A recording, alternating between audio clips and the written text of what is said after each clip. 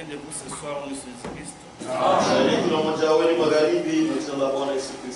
Gloire soit rendue à notre Dieu. Parce que nous avons compté parmi les vivants. Si vous allez dans les hôpitaux, vous comprenez la grâce que Dieu vous a faite. Ainsi que la Bible dit que tout ce qui respire loue les Seigneurs. Avant de commencer, je remercie le berger pour la preuve qu'il m'a témoigné de m'avoir donné la chair. Car c'est ainsi de confiance et de considération. Je remercie aussi également tous les anciens. Que notre Dieu soit loué. Avant de commencer, on chante ensemble avec la chorale. Niveau za ukuu 51. On prend carrément les 4 versets, les 4 premiers temps. Couplet ya kwanza na couplet ya 4 juu ya kuina muda.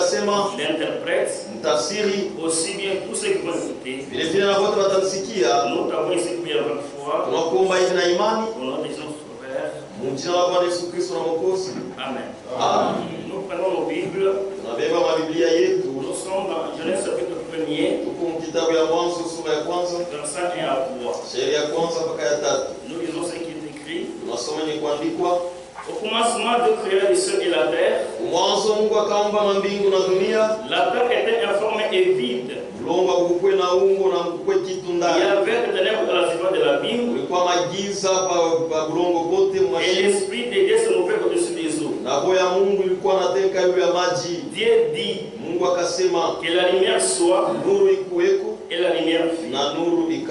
Asseyez-vous. Verset 6. Dieu dit. Verset 9. Dieu dit. Verset 14. Dieu dit. Aujourd'hui, nous allons parler d'un thème qui est la collaboration entre la parole et l'esprit. La Bible dit dans Colossiens 3:16 que la parole de Christ habite abondamment parmi vous. Instruisez-vous et surtout les uns les autres en toute sagesse. C'est pourquoi la parole de Dieu est très riche, car elle contient beaucoup de vitamines pour notre croissance spirituelle jusqu'à ce que nous atteignions la maturité.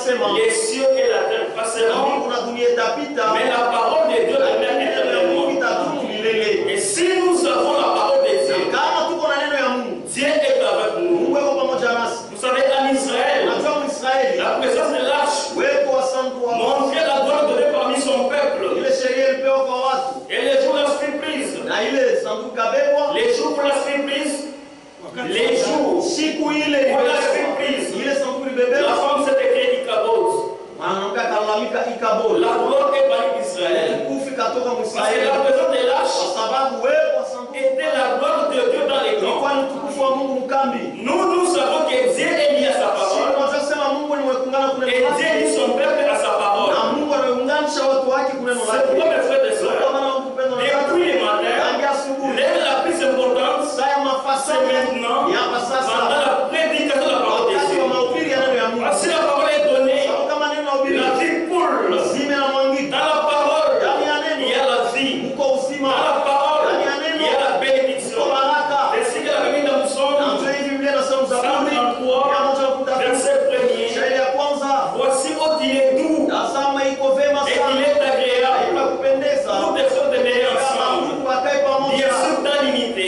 kweli mmoja, Nous pouvons être ensemble unaweza kuwa pamoja tout en étant divisés, au kwa ce mchana, qui n'est pas correct. ndio ila ina mzuri. Mais au verset 30 dit, Shairi c'est inasema comme la hauteur de l'Hermon iko sawa umeme wa Hermon qui descend sur les montagnes de Sion. unashuka kulima Sioni, Car c'est là qu'elle enfant la na bénédiction ni pale milele kuna baraka yake et la vie pour na l'éternité. uzima juu ya Mes milele. frères et sœurs, Kwa madada yangu, vous allez remarquer que utaona ya kwamba Dieu n'a jamais quitté sa parole. Mungu hayataka kama neno lake, Et Dieu lui laissait à sa na parole. Mungu anaunganisha watakatifu Et yake neno lake. depuis l'œuvre de la création, Tangia kazi ya maumbile Dieu a fait des éléments anafanya vitu mbili, qui collaborent ile à kunapatana la création ku et maumbile à la na rédemption. kukombozi. C'est pourquoi aujourd'hui, nous allons parler de la collaboration Juu ya mapatano entre la parole ile iko katikati ya et neno l'esprit. na roho. Depuis la création, Tangia maumbile Dieu a fait des éléments anafanya vitu mbili, qui coopèrent ile ou qui kunapatana collaborent au à la kunapatana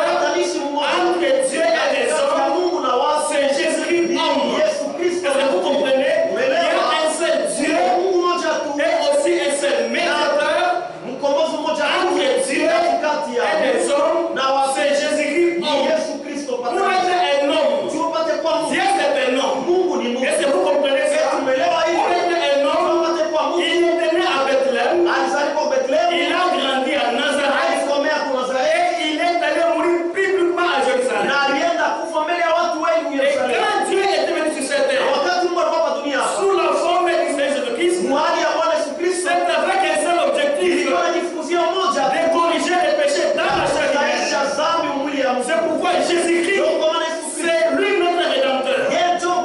Nous n'avons pas plusieurs rédempteurs. Nous n'avons qu'un seul rédempteur. C'est pourquoi Jean disait toujours, je sais que mon rédempteur arrivera. Un jour, mes yeux la verront. Le rédempteur de Job, c'est notre rédempteur. Christ est venu pour corriger les péchés dans la chair. Amen. Tout homme normal, dans le moment de faiblesse, il a besoin d'une consolation. C'est pourquoi les péchés nous avaient mis loin de Dieu. Mais Dieu ne nous avait pas abandonnés. Mais il avait prévu un mois de rétablir. Qui pouvait nous faire grâce? Qui pouvait nous faire grâce? C'est pourquoi Jean avait beaucoup pleuré. Pourquoi? Parce que personne ne lui trouvait digne. Dans le ciel, ils sont d'abord. Apocalypse, chapitre 5. Qui pouvait nous faire grâce? Est-ce que vous êtes avec moi? Quand la parole est donnée, il faut dire Amen. Amen à la parole de Dieu. Et non Amen aux pensées du prédicateur. Oui, j'ai vu dans la main droite de celui qui était assis sur le trône. La main droite, c'est la puissance de Dieu. La main droite, c'est la puissance de Dieu. Un livre écrit dedans et dehors, selon les 7 jours. Et j'ai vu un homme puissant. Il criait d'une voix forte. Qui est digne d'ouvrir les livres et d'en rompre les sceaux. Personne dans les ciels, ni sur la terre, ni sous la terre, ne peut ouvrir les livres, ni de les regarder. Ça, il s'agit du livre de la rédemption. Et je pleurais beaucoup de cette personne et cette prédigne. D'ouvrir les livres, ni de les regarder. Et l'un de me dit, ne pleure point. Voici les enfants de Juda. Les régions de David. Avec qui ouvrir les livres. Et c'est 7 sceaux. Pourquoi mes frères et sœurs, tout homme normal, dans des moments de faiblesse ou de difficulté, il a besoin d'une consolation.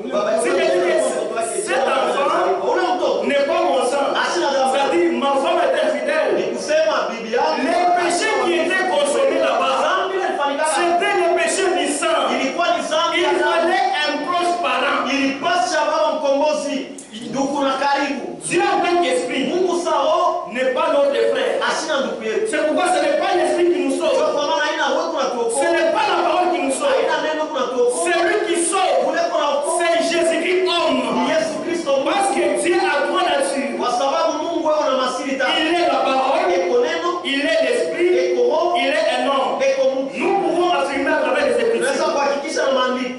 Jean chapitre 1 verset 1. Yohana sura ya kwanza shairi ya kwanza. La Bible dit, Biblia inasema au commencement était la parole, mwanzo kulikuwa neno, et la parole était avec Dieu, neno lilikuwa na Mungu, et la parole était na Dieu. neno lilikuwa Mungu. Est-ce que vous comprenez? Umeelewa? Dieu est la parole. Mungu ni neno. C'est une Mungu na nature. neno ni Yesu. Si je prends Jean 4, Kama nabeba Yohana verset 24, shairi ya makumi mbili na la nne. Bible dit, Biblia inasema Dieu est esprit. Mungu ni roho. Il faut que ceux qui l'adorent Inapasha wale l'adorent en esprit et en vérité. na ukweli. Dieu en tant que parole, Mungu sa neno il ne nous sauve pas. asituokoe. Dieu en tant qu'esprit, Mungu sa roho il ne nous sauve pas. asituokoe. Parce que dans la parole, Ndani ya il n'y a neno pas de sang. hamna Il n'y a pas de sang.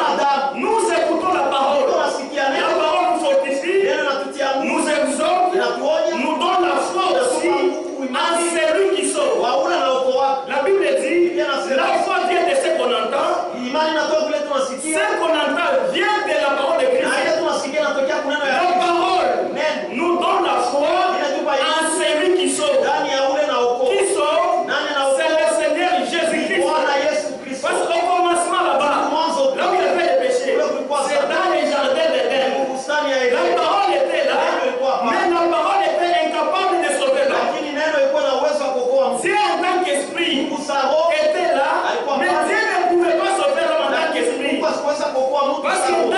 dans l'esprit, Kwa sababu ndani il ya n'y a roho pas de sang. hamna damu. Est-ce que vous êtes avec Yesu moi? yuko pamoja nasi. C'est pourquoi Sio kwa maana Dieu lui-même, Mungu mwenyewe il a résolu alibeba mpango pour racheter un homme. juu ya kumua mtu. Dieu, il est devenu un Mungu homme. alikuwa mtu. Il était né dans une naissance virginale, Alizaliwa kumua kwa kibikira. c'est-à-dire en dehors du plaisir sexuel, Sema nje apatana mwili pour qu'il puisse monter au bois du calvaire. ili apande kumuti ya Kalvari. Il était monté au bois du calvaire, Alipanda kumuti ya Kalvari. sacrificateur lui-même, Mkoani mwenyewe sacrifice lui-même, yeye mwa sadaka avec son propre sang. na damu yake mwenyewe. Parce que Aaron a mené le sacrifice à l'autel. Kwa sababu Haruni alikuwa analeta sadaka On madhabahu. pouvait lui demander, Sasa tumuulize. quand tu te dis que Dieu est le seul sacrificateur, Wanasema kwa mkoani mkuu c'est donc avant de devenir qui s'est kufuatana usame Melkisedeki. où est votre sacrifice? Sasa sadaka yako kwa Il dit que moi-même je suis un anasema sacrifice. mimi mwa aliko sadaka. Où est le sang? Damu Il iko dit wapi? que dans le vin ici, il y a le sang. Muko damu. C'est pourquoi mes frères et sœurs, nous ne sommes pas sauvés Atuokolewa par le sang de quoi que ce soit. kupitia damu Nous yeyote. ne sommes pas sauvés par le sang des Juifs. Kupitia damu ya Mais Wayahudi. nous sommes sauvés par le sang de Dieu Damu lui-même. ya Mungu Dieu mwenyewe. il est devenu un Mungu homme. alikuwa mtu. Amen. Dieu il est devenu un homme. Il a laissé le ciel Aliacha mbingu pour venir nous racheter. ya kwa kutukomboa. Il était monté à la croix. Alipanda msalaba. Sacrifice lui-même. Sadaka ile moja. Sacrificateur Ile lui-même. moja Avec son propre sang. na damu yake mwenyewe. Comme Melchisedec, Sawa Melkisedeki. le roi de Salem. Mfalme wa Salama. Le Melchisedec là, Melkisedeki yule c'est lui notre Seigneur ni Jésus-Christ. yeye Bwana wetu Yesu Parce Kristo. qu'il n'a ni père, Kwa sababu hana na ni mama, mère, au mama, ni généalogie, au kizazi, ni fin des jours, au mwisho wa ni masiku, commencement. au mwanzo wa masiku. C'est lui le Seigneur Ni Jésus-Christ. yeye Bwana Yesu C'est Kristo. pourquoi la vie éternelle, Kwa maana vous devez connaître Jésus-Christ. tunapaswa kumjua Yesu Pas Kristo. un Jésus historique, Hapana Yesu wa historia. un vrai Jésus Yesu wa qui kweli. a toujours existé, même avant la naissance de la Vierge Marie. Hata mbele ya kuzaliwa kwa Si vous le connaissez, kama il mnamjua va vous sauver. Parce qu'il appelle kwa sababu anaita vous tous misérables, wote wanyonge. habitants de la terre, Wakati wa dunia éternel et satisfait. Éternel et satisfait. wa milele wasitosheke. Vous les éternels et satisfaits. Mweka watu wa milele wasitosheke. Quelqu'un qui n'a jamais été satisfait. Mtu haya toshekaka. Il dit que venez à moi. Dès que vous êtes, moi je vous donnerai du Yeye repos. atampatia C'est pumziko. pourquoi Jésus-Christ, quand il était monté au calvaire, Alipanda Kalvari. c'était un homme qui était monté au calvaire. Ni mtu alipanda Kalvari. L'homme de Jésus-Christ, homme, Mtu wa Yesu avec les sangs, na damu avec la chair. na mwili. Est-ce que vous comprenez? Parce que là, on avait besoin du sang. Alikuwa na lazima na damu. C'est pourquoi le sang nous sauve. Kwa maana damu kunatuokoa. Est-ce que vous comprenez? Est-ce que vous êtes avec moi? C'est lui qui était monté à la croix. Alipanda Ce msalaba. n'est pas la parole. Haina neno. Nous écoutons la parole.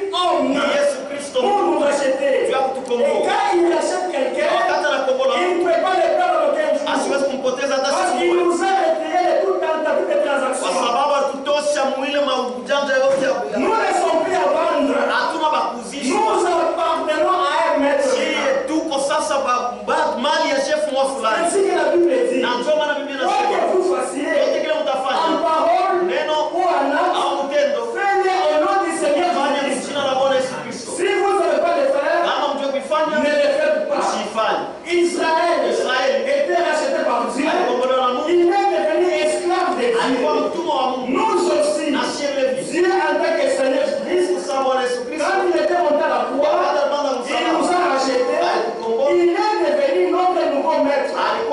C'est pourquoi nous sommes des esclaves. Un bon esclave est celui qui fait la volonté de son maître. Nous ne nous appartenons pas à nous-mêmes. C'est pourquoi s'il perd quelqu'un, s'il sauve quelqu'un, il ne peut pas le perdre. Mais qui t'a fait acheter toi? Il te permet de faire n'importe quoi. Tu n'as jamais compris ce que Jésus a fait pour lui. Il était humilié. Il était dédaigné. Il était resté même sous vêtements. Pour corriger les péchés dans la chair humaine. Si vous comprenez ce que Jésus a fait, vous n'allez pas vous permettre à faire n'importe quoi. Vous devez savoir que celui qui était monté au Calvaire, c'était pour corriger les péchés dans la chair humaine. Que ce soit la rédemption ou la création, les deux éléments ont toujours collaboré. Et généralement, ce qui fait la foi de notre foi, ce sont des choses que nous ne voyons pas. Nous parlons des dieux. Qui a déjà dit Dieu? Mais par la foi, nous voyons que Dieu existe. Nous parlons des anges. Qui a déjà dit des anges? Mais nous voyons que les anges existent. Nous parlons du Saint-Esprit. Qui a déjà dit ça? Mais par la foi, nous voyons que le Saint-Esprit existe dans lesquels les véritables croyants. Amen. Même la Nouvelle Jérusalem, vers lequel nous partons, nous ne voyons pas ça. Mais nous voyons qu'elle existe. Abraham, notre père dans la foi, a donné une cité qui a désolé son fondement pour Dieu lui-même. Et l'architecte et le constructeur. Abraham n'avait pas vu cette cité-là. Mais il avait rencontré le roi de cette cité. Vous les connaissez? C'est Melchisedec, le roi de Salem. C'est lui notre Seigneur Jésus-Christ. Depuis qu'Abraham l'avait rencontré, il a compris qu'il y a une cité au-delà des étoiles. Donc ça ne vaut pas la peine de chercher des grandes cités sur la terre. Vous et moi, nous sommes la semence d'Abraham. Nous sommes des pèlerins qui passent cette terre. Nous attendons comme sauveur le Seigneur Jésus-Christ et le sauveur éternel. Lisons d'abord. Luc chapitre 2, verset 10. Pour être un homme, il était né pour corriger les péchés dans la chair humaine. C'est pourquoi Jésus avait dit que tout est accompli. Les lions de la tribu de Juda avaient pleinement vaincu. Et ce n'est pas Satan qui demandait des prix, mais c'est Dieu qui demandait des prix. C'était le prix du sang. C'est pourquoi il fallait que Dieu lui-même puisse devenir un homme pour nous racheter. C'est pourquoi Ésaïe avait dit, un enfant nous est né, un fils nous est donné, et la domination reposée sur lui. On l'appellera admirable, conseiller, Dieu puissant. C'est pour corriger le péché dans la chair humaine. Ça c'est l'accomplissement de cette écriture-là. C'est pourquoi le Nouveau Testament, l'Ancien Testament, c'est l'ombre du Nouveau Testament. C'est pourquoi nous disons toujours que les Jéhovah de l'Ancien Testament, c'est lui le Jésus du Nouveau Testament. Il a carrément changé de masque. Cet esprit qui s'est mouvait dessus des eaux, dans la nouvelle alliance, c'est lui le Seigneur Jésus-Christ. C'est la même personne. Il s'est seulement métamorphosé. L'esprit de Dieu s'est mouvait au-dessus des eaux. Mais dans le Nouveau Testament, Jésus aussi avait marché sur les eaux. Pour dire que cet esprit-là, c'est la personne de Jésus-Christ.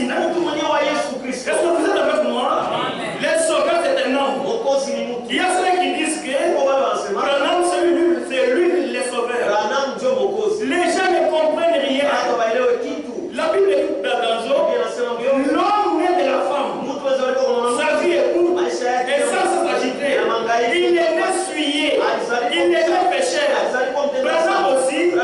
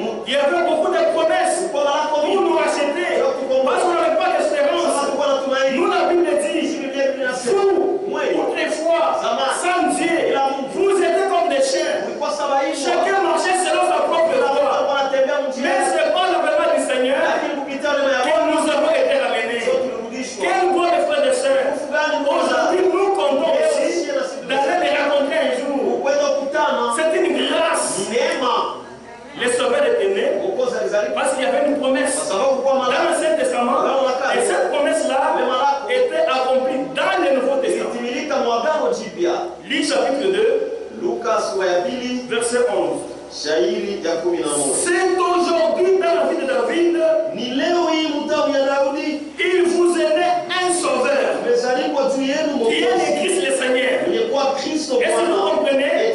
C'est pourquoi l'Ancien Testament, c'est l'ombre du Nouveau Testament. Kimvuri ya Agano Les Jipya. prophéties qui ont été données dans l'Ancien Testament, Habari ifanana na Agano la Kale. mais se sont accomplies dans le Nouveau Lakini Testament. zilitimilika kwa Agano Jipya. C'est aujourd'hui, Ni leo dans la vie de David, damu ya Daudi il vous est né un puissant sauveur. amezaliwa juu yenu Mwokozi wa uwezo. Qui est son nom? Jina lake C'est le Seigneur ni Jésus-Christ. Bwana Yesu À la Kristo. naissance de Frère Branham, Mkuzaliwa ndugu Branham on n'avait pas dit, akakusemaje? il vous est né un puissant sauveur. Amezaliwa juu yenu Mwokozi Qui wa uwezo. est Frère Branham? Mwenye kwa ndugu Branham? Non. Hapana. Frère Branham était venu Branham alikuja avec un message na ujumbe pour préparer l'épouse ya kutayarisha en vue de partir. ili apate kwenda. Le message ici, c'est un message de préparation. Ujumbe ya matayarisho. La préparation, c'est pour recevoir le baptême du Saint-Esprit. Sio kupokea ubatizo wa C'est pourquoi dans les différentes confessions religieuses, kwa maana madini ya kwa chama chama. les gens là, nous ne disons pas ça par orgueil. Wale watu tuisemake kwa kiburi. Nous connaissons de quoi nous parlons. Unajua vile tu wanasema. Ces gens-là ne doivent pas expérimenter le baptême du Saint-Esprit. Wale watu hawezi hata kuonja ubatizo wa Parce que le baptême du Saint-Esprit, c'est uniquement dans la porte de vérité. mpaka tu ndani ya neno la ukweli. La Bible dit, et celui qui lit, Eli yule et anayesoma celui qui entend nasikia les paroles de prophétie, et qui garde les choses qui sont écrites. unachunga vitu vyenye kuandikwa Car le temps est proche. wakati C'est pourquoi nous prêchons les choses qui sont écrites. vitu vyenye kuandikwa Nous parlons des choses qui sont écrites selon les Écritures. kufuatana na maandiko. Parce que les Saint-Esprit de Dieu, ça doit travailler Napasha kutumika conformément au plan et à la volonté des Saintes Écritures. kufuatana na maapo na mapenzi ya N'ajoutez pas votre pensée dans la Bible. Usiongeze mawazo yenu Biblia. La Bible elle est complète. Biblia ishakueleza Et la Bible, Biblia. c'est Dieu lui-même sous forme des Mungu Écritures. mwenyewe mwali ya maandiko. C'est pourquoi notre absolu, ce n'est pas le message. Notre absolu, c'est la Bible. Ni Biblia. Le 11 juin Le 11 juin 1933, 1933 Frère Branham a fait une campagne. alifanya Il y kampeni avait beaucoup d'hommes qui étaient conduits au kwa Seigneur. manasi mingi ile pasi iongoza. Lui-même en train de Yeye baptiser. mwenyewe anabatiza. La première personne, la deuxième, arrivé à la 17e personne, il lui est descendu. Wingu mwakashuka. Comme Jean-Baptiste Sasa Yohana a Mbatizaji été envoyé pour préparer ma première venue, kuonyesha kuja kwa Mungu. un message était donné Ujumbe pour mnakupewa. préparer ma seconde venue. Kutayarisha kuja Ce kwa n'est Mungu. pas Frère Branham qui va préparer la seconde venue, mais c'est son message.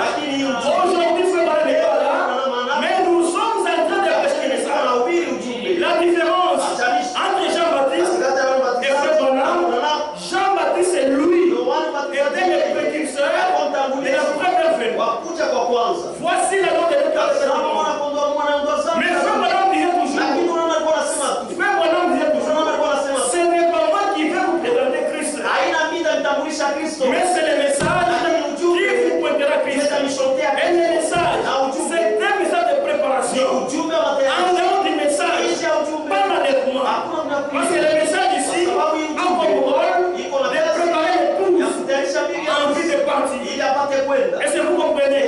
La parole et l'esprit ont toujours collaboré pour que la création visible et invisible puisse apparaître. Kuonekana ipate kuonekana. Dieu dit, Mungu anasema. Dieu a conçu la parole. L'esprit qui s'est mouvé de création a suivi la parole. Quand ça collabore, là on dit que la lumière soit. Et la lumière fut. Si vous lisez les paroles, vous allez voir, lorsque Dieu dit, l'esprit a suivi pour collaborer dans la création visible et la création invisible puisse apparaître. Qu'est-ce que vous êtes avec moi?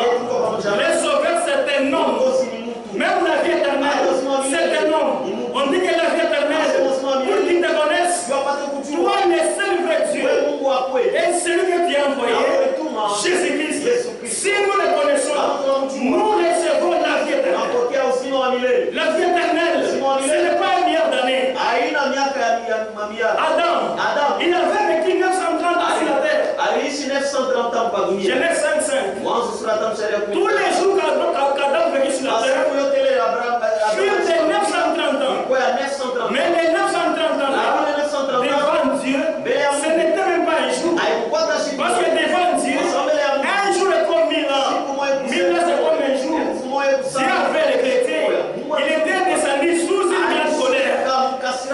Adam, je t'ai accordé 930 ans. Il n'a même pas fait un jour devant moi. Il a péché. Dieu était là en tant qu'esprit. Parce que Dieu en tant qu'esprit, il avait créé un homme à son image. C'était un homme esprit. Cet homme esprit-là n'a jamais péché. Genèse 1, 26 à 27. Faisons l'homme, Dieu créa l'homme à son image. Pour la précision, lisons d'abord ça. Pour bien comprendre la rédemption. Genèse chapitre 6, chapitre 1er, verset 26.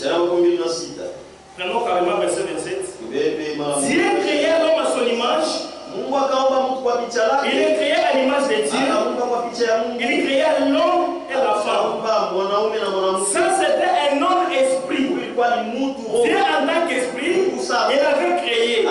Lui comme esprit, il a créé un homme esprit à son image. Cet homme esprit ne pouvait pas tomber. Est-ce que vous comprenez? Maintenant nous sommes dans Genèse chapitre 2, verset 7. Ici la Bible dit, l'Éternel forma l'homme de la poussière de la terre. Il souffla dans ses narines un souffle de vie. Et l'homme devait un être vivant. Ici nous avons deux hommes. Il y a un homme esprit et un homme direct de la poussière de la terre. Maintenant un homme esprit est entré dans l'homme de la poussière. Un homme devient une âme vivante. C'est pourquoi l'homme lui-même c'est l'esprit. C'est pourquoi Job dit, Job 32 verset 8, l'homme lui-même c'est l'esprit. Mais en réalité dans l'homme c'est l'esprit. Les souffles du Tout-Puissant qui donne l'intelligence. Donc l'homme c'est l'esprit. C'est l'homme de la chair qui était tombé. C'est pourquoi Dieu en tant qu'esprit, il devait suivre l'homme dans la chair qu'il avait commis le péché. C'est pourquoi Dieu il est devenu un homme pour corriger les péchés. C'est pourquoi l'esprit, Dieu en tant qu'esprit, ne nous sauve pas. Dieu en tant que la parole, ne nous sauve pas. Parce qu'au commencement de la parole, c'est là au commencement qu'il y avait le péché. Si le péché pouvait sauver, en fait, si la parole pouvait nous sauver, elle pouvait nous sauver depuis le commencement. Mais on avait tué l'animal innocent. Le sang de l'animal couvrait seulement les péchés. Et il y avait une promesse que la semence de la femme viendra pour résoudre les problèmes du péché. La femme n'a pas de semence. La semence de la femme, c'est le Seigneur Jésus-Christ. C'est lui qui viendra pour corriger les problèmes du péché. Si Dieu en tant qu'esprit, il pouvait nous acheter, pouvait contredire sa propre loi. Parce que pour acheter un homme, il fallait qu'il y ait un proche parent. Voilà. Qu'il soit à la création ou à la rédemption, la parole et l'esprit ont toujours collaboré. Même pendant la naissance de notre Jésus-Christ. Qu'est-ce qui s'était passé quand le Seigneur devait naître? Lisons les Écritures. Nous parlons de la collaboration de la parole et de l'esprit. Même à la création, l'esprit se mouvait dessus des eaux. Dieu a prononcé la parole. L'esprit a suivi la parole. Quand ça collabore, là il y a l'apparition des choses visibles et des choses invisibles. Même pendant la rédemption, il fallait toujours la collaboration de des choses. Luc chapitre 1 verset 26. Est-ce que vous êtes avec moi? Nous prêchons aux hommes, mais n'est que les enfants qui comprennent. Luc 1 26. Au 6e mois, l'ange Gabriel fut envoyé par Dieu dans une ville de Galilée Nazareth. Auprès d'une jeune fiancée à un homme de la maison de David, un homme nommé David. mji mwenye kuitwa. L'ange entra chez elle et dit, Malaika kaingia kwake akamwambia, je te salue toi à qui une grâce est faite. na kusalimia wewe, neema mwema inakufanywa. Le Seigneur est avec toi. Bwana pamoja nawe. Troublé par cette parole, Kuvurugwa na hiyo neno, Marie s'est demandé, Maria c'est akajiuliza, que pourrait signifier telle salutation. maana ya hiyo salamu ilikuwa nini? L'ange lui dit, Malaika ne akamwambia, crains pas Marie, usiogope kama car Maria, tu as fait grand évangile. unapata neema machoni mwa Mungu. Et voici tu deviendras Na enceinte. tazama utachukua Tu mimba, enfanteras un fils, utazaa mwana, tu lui donneras le nom de Jésus. utampatia jina ya Yesu. Il sera grand Atakuwa mkubwa, et sera appelé fils du Très-Haut. ataitwa mwana wa aliye juu Et sana. le Seigneur Dieu Na Bwana Mungu lui donnera les trônes de son père. akampatia kitenzi cha Daudi baba yake. Verset 34. Sharia wa kutamu. Marie dit à l'ange, Maria akamwambia malaika, comment cela se fera-t-il? namna gani litafanyika? Puisque moi je ne connais Kwa pas l'homme. sababu mimi sijui wanaume. L'ange lui répondit, Malaika akamjibu, les saints viendront sur toi. utakatika kwa juu yako, Et la puissance du Très-Haut watu walio juu sana, dépend de son ombre. kufunika na kivuli C'est yake. pourquoi les saints enfants qui dépendent de toi Mtakatifu tazaliwa kwa seront appelés fils de Dieu. ataitwa mwana wa Mungu. Verset 38. Sharia wa kutamu. Marie dit à l'ange, Maria akamwambia malaika, Marie Maria dit, akasema, je suis la servante du Seigneur, niko mchakazi wa Bwana, qu'il me soit fait selon ta parole. ilifanywa kufuatana na neno lako. Et l'ange quitta. Na malaika kaenda. Ici, c'est pendant la rédemption. Hapa ni wakati wa ukombozi. Il faut toujours la parole Inapasha paka neno et l'esprit na roho puissent collaborer. ipatane. Ici, Hapa l'ange Gabriel est venu au ciel, alikuja toka mbinguni direction Nazareth. na kuendea ngambo ya Nazareti. Marie n'était pas meilleure Maria sikuwa mzuri que tous sana. les filles de Nazareth. Sita mabinti wote. Marie n'était pas la seule vierge à Nazareth. Maria sikuwa bikira peke yake. À Nazareth, il y avait plusieurs vierges. Nazareti kulikuwa mabikira. Mais Marie avait trouvé une grande évangile. Alipata neema kwa Mungu. C'est pourquoi l'ange dit, je te salue Marie, Nakusalimu à qui Maria. une grâce a été faite. Wako wewe neema imekufanyika. Marie n'était pas pleine de grâce. Maria sikuwa mwenye kujaa na Amen. neema hapa. L'ange n'avait pas dit, Malaika je sikusema te salue Marie, nakusalimu Maria. tu es pleine de grâce. Umejaa na neema. Non, Hapa. l'ange dit, Malaika je anasema te salue Marie, nakusalimu à Maria. qui une grâce a été Wako faite. wewe neema moyo imekufanyika. Utachukua mimba. Sasa mwana Frère, ndugu, c'est vraiment incommensurable. ni vitu ya sio kwanza ya On ne peut pas kwanza. expliquer ça. Hatuwezi C'est kufasiria. pourquoi Marie était troublée. Maana Maria C'est pourquoi alikuwa Dieu ne s'inquiète kwa pas. maana Mungu hawamfundaki. Dieu ne travaille jamais avec les cerveaux. Watumikane kama na kichwa. Parce que dans le cerveau, il y a des raisonnements. Kichwa kwa mafikiri. Dieu travaille avec le cœur. Kaka na moyo. Même Jean-Baptiste, Hata Yohana quand il était venu, avant le jour du salut, Ile ya siku ya wokovu. c'était pour préparer le cœur. Kwa alijua kutayarisha Que mioyo. le cœur soit bien disposé. Mioyo iwe tayari. Une fois que Jésus arrive, Wakati Yesu il anakuja, trouve déjà le cœur bien disposé. tayari mioyo ilikuwa tayari. Quand que Jésus est là, Anasema Yesu les cœurs sont bien disposés. mioyo ilikuwa tayari. Ils sont tous bons par Jésus. Itamfuata mara moja. Dieu travaille avec le cœur. Yeye Mungu atumikana na mioyo. Marie était troublée. Maria alivurugwa. En sachant la loi de la Kwa reproduction, sababu kujua tu sheria ya kuzidishana il faut un homme et une nafasi ya femme. mwanaume na mwanamke. Marie était d'abord vierge. Maria kwanza Elle ne connaît pas de don. Elle était troublée. Elle dit, comment cela se fera-t-il? ile mambo itafanyika je? Je sais. Et je crois qu'il faut de mon cœur. Moyo wangu Que tu viens de la part de ndio Dieu. unatokea kwa Mungu. Mais ça se fera comment? Sasa itafanyika je?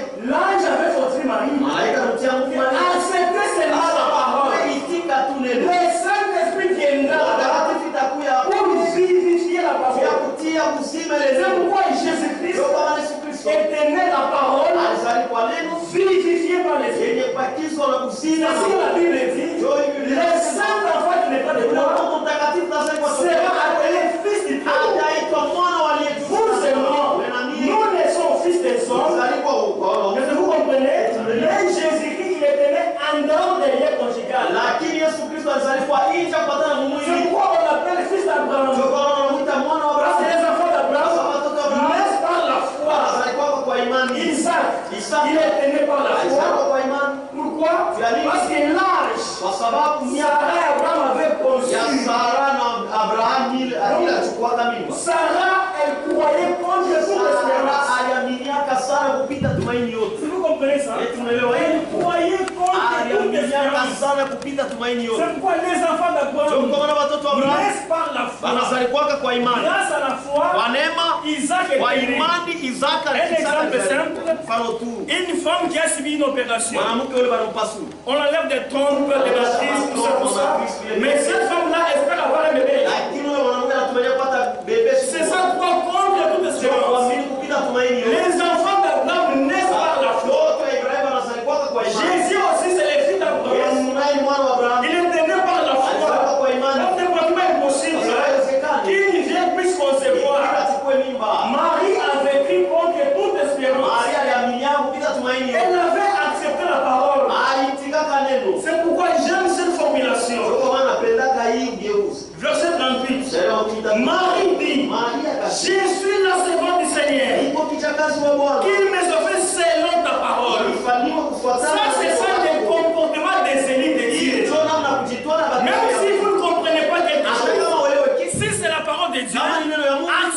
seulement. C'est lui qui nous a appelés. Il est fidèle. C'est lui qui les fera. Mais il ne faut pas douter la parole de Dieu. Il faut accepter seulement la parole de Dieu. Un élu de Dieu, lui c'est oui et amen. Même si c'est compliqué, même si c'est dur, même si vous ne comprenez pas, si c'est la parole de Dieu, c'est oui et amen. Marie dit, je suis la servante du Seigneur. Qu'il me sauve selon ta parole. Et l'ange quitte.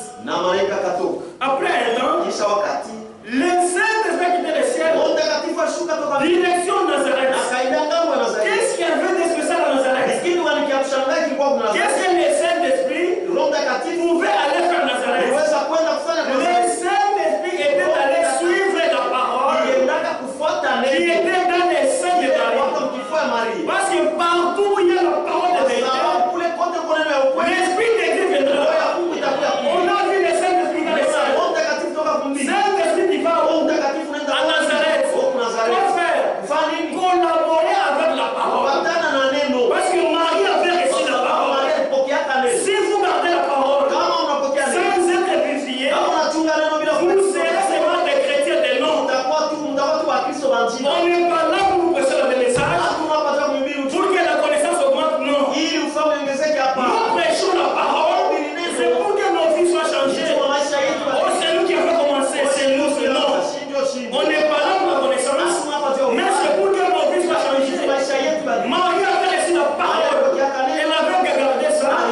L'ange avait dit bien avant, parce que Marie avait dit, comment cela se fait-il? L'ange vient Marie, le Saint-Esprit viendra sur toi, et la puissance du Très-Haut se couvre de son ombre. C'est pourquoi le Saint-Esprit sera appelé Fils de Dieu. C'est pourquoi Jésus-Christ est né en dehors des liens cosmiques. Est né la parole, vivifiée par l'Esprit. La femme a l'ovule. La femme n'a pas de sémence. La femme a l'ovule. Mais l'homme a la sémence. Si vous gardez votre sémence, il n'y aura pas d'enfant. Même la femme, si elle garde son ovule, il n'y aura pas d'enfant. Il faut que la sémence de l'homme, ou soit l'ovule de la femme, soit vivifiée par la sémence de l'homme. C'est d'abord qu'un bébé se forme. Parce que le naturel typifie le spirituel. Partout où il y a la parole, le Saint-Esprit viendra là-bas. Pour faire quoi? Pour collaborer avec la parole. De la même manière, vous et moi, nous avons la parole de Dieu. Est-ce que vous comprenez? Qu'est-ce qui nous manque? C'est la vie de prière. La Bible dit prier sans cesse. Et persévérer dans la prière. Dieu ne nous demande pas de prier. Quand on dit persévérer, ce n'est pas une demande, c'est un ordre. Dieu nous ordonne. On dit persévérer dans la prière. Nous écoutons la parole, on doit se mettre à genoux pour prier le Seigneur. Afin que le Dieu du ciel puisse envoyer son esprit pour que ça collabore. Là, il y a la manifestation des choses ici. C'est pourquoi Jésus-Christ est donné la parole, vivifié par les hommes. Vous comprenez? Je répète encore, l'homme a la sémence, la femme a l'œuf. Si la femme elle garde son œuf, même un milliard d'années, il n'y aura pas d'enfant. Même l'homme, même garder sa sémence, même pendant un milliard d'années, il n'y aura pas d'enfant. Il faut que la sémence de l'homme soit vivifiée avec l'ovule. Ça doit collaborer. Si ça collabore, il y a la vie. C'est pourquoi la Bible dit, ma maison sera appelée une maison de prière. Mais ceux qui viennent prier doivent d'abord écouter la parole de Dieu pour prier selon les Écritures. Si votre berger vous conduit dans la vie de prière, ne murmurez pas. Dites amen et allez de l'avant. Beaucoup d'hommes dans la Bible, ils ont fait beaucoup d'expériences avec le mois de la prière. Au mois de la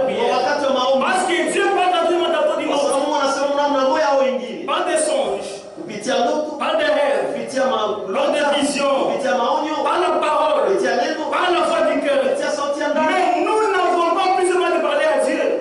Lakini Nous hatuna n'avons namna pas ya kusema na Mungu. plus besoin de parler à Dieu. Hatuna namna Nous n'avons pas de parler à Dieu. namna tu kusema na C'est Mungu. au moyen de la prière. Kupitia maombi. Mais c'est justement dans les diables. Na ni pale ndio shetani Dieu met que la paresse anakuyaga kuleta pour mtu qu'on ne puisse pas prier. juu tusiombe. Nous devons prier.